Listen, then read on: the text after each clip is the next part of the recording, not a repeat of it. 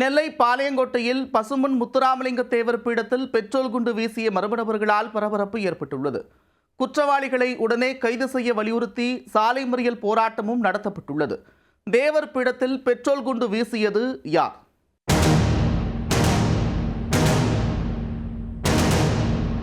நெல்லை பாளையங்கோட்டை அடுத்த திம்மராஜபுரம் பகுதியில் பசும்பொன் முத்துராமலிங்க தேவரின் முழு உருவ படத்துடன் கூடிய நினைவு பீடம் உள்ளது. அந்த நினைவு பீடத்தில் ஞாயிற்றுக்கிழமை அதிகாலை மர்ம நபர்கள் பெட்ரோல் குண்டு வீசியுள்ளனர்.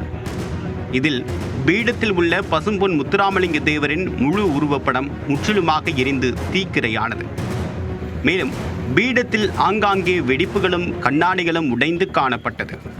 இதனை அந்த வழியாக சென்ற பொதுமக்கள் பார்த்து பாளையங்கோட்டை போலீசாருக்கு தகவல் தெரிவித்தனர்.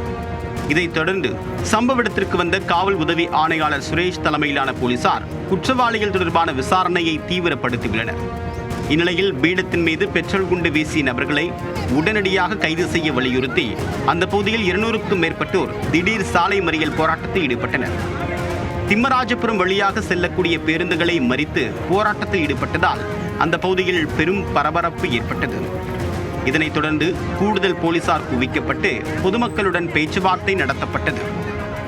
வெடிகுண்டு தடுப்பு பிரிவு போலீசார், கைரேகை நிபுணர்கள் மற்றும் மோப்பனாய் உதவியுடன் பெட்ரோல் குண்டு வீச்சு சம்பவத்தில் ஈடுபட்ட நபர்களை கண்டறியக்கூடிய பணி தீவிரப்படுத்தப்பட்டுள்ளது. இந்நிலையில் போலீசாரும் சம்பவ இடத்தில் அதிக அளவு குவிக்கப்பட்டு பொதுமக்களை அங்கிருந்து அப்புறப்படுத்தக்கூடிய பணியில் ஈடுபட்டு வருகின்றனர்.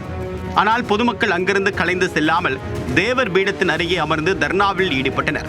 இதனால் அந்த பகுதியில் பெரும் பரபரப்பு ஏற்பட்டதால் போக்குவரத்தும் சில மணி நேரம் மாற்றுப்பாதையில் அனுப்பப்பட்டது.